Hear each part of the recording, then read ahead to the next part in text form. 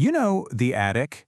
It's that space at the very top of the house we probably don't think about much, unless we're shoving holiday decorations up there.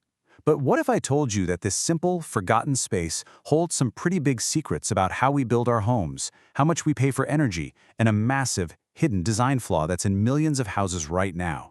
Yeah, let's get into it. We've all got this picture in our heads, right? The romantic attic. It's a cozy garret, a sky parlor as they used to call it. You imagine this usable space, maybe for an artist or a writer, or just a quiet spot to uncover some old family treasures. It's a room with character, tucked right under the roof. Okay, but let's get real for a second. Is that what your attic actually looks like? Or is it a lot more like this? A cramped, brutally hot space, a total maze of wooden beams, shiny ducts, and just mountains of fluffy insulation. This is not some secret hideaway. It's a utility zone you're basically warned to stay out of. So how on earth did we get from that dreamy romantic room to this? Well, this change didn't just happen by accident. Nope. It was a direct result of some huge cost-saving shifts in the way we build our homes today. The biggest change? It's all in the framing. See, older homes had what are called stick-built roofs. They were built piece by piece on site, which created that big open attic. But today, almost all new homes use these prefabricated roof trusses. They're these engineered triangles that are way cheaper and faster to install, but they fill the entire attic with a web of wood that makes the space totally unusable. You can't even stand on it. And then there's the insulation. Modern energy codes, for good reason, require a ton of it to keep your house from losing heat. We're talking about 11 inches deep, sometimes more. That's way deeper than the wooden joists on the ceiling, so you couldn't even put a floor up there if you wanted to. It would just be buried. So it really just boils down to three things. First, cost. Trusses are just way cheaper and faster. Second, ventilation codes. These rules are meant to stop moisture buildup, but they also turn the attic into a furnace that can hit 140 degrees Fahrenheit, or about 60 Celsius. Yikes. And third, insulation. We just bury what little space is left. The usable attic was basically engineered right out of existence. But in doing so, we created a way bigger problem. Yeah, in the process of making our attics useless for storage, we accidentally baked a massive design flaw into the modern American home. A flaw that's costing you money every single summer. This quote from the National Renewable Energy Laboratory just perfectly captures how completely absurd this is. It says, it's like placing tubes carrying the coldest fluid in the system, 55-degree air, immersed in the hottest fluid in the system, 150-degree attic air. Just think about that for a second.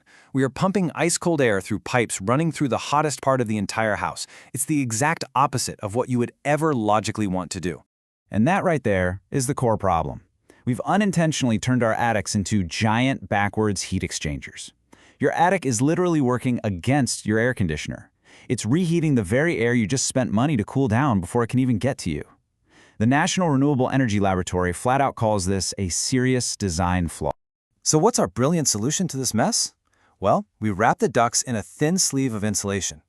But as the experts point out, this is basically just bubblegum and a bandage. It's a flimsy patch on a huge, fundamental problem. So what's the real cost of this bad design? While the costs are pretty staggering, and they don't just affect your wallet, they affect the entire energy grid. On the absolute hottest day of summer, when you need your AC the most, this design flaw means that up to 28% of your air conditioner's cooling power is just lost in the attic. It never even makes it into your living room. Almost a third of the energy is just wasted, making your attic even hotter.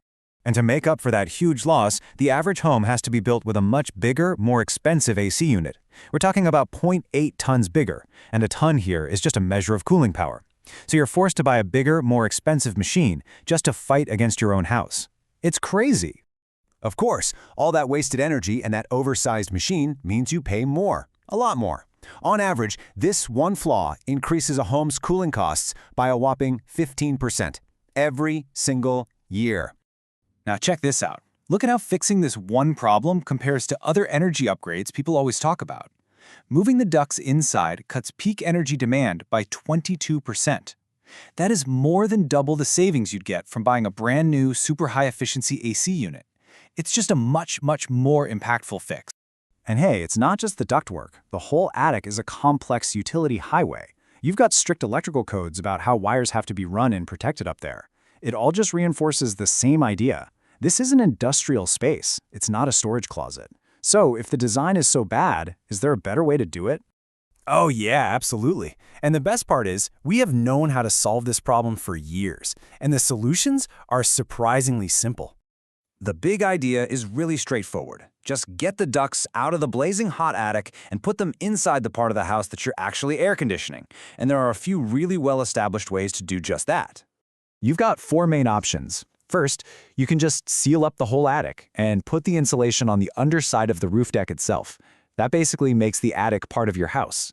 Second, you can build what's called a dropped ceiling, which creates a little channel for all the ductwork.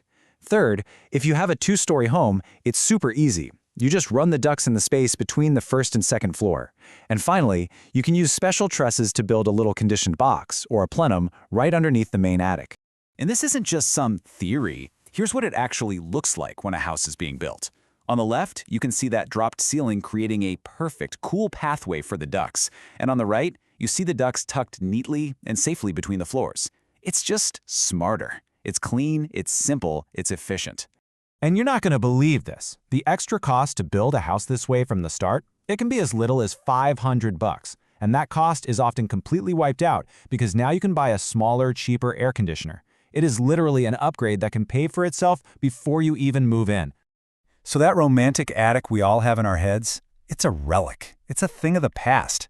The modern attic is this complex, deeply flawed system that was created by our drive to build things cheaper. It wastes a ton of energy. But the good news is, it's a flaw we know exactly how to fix.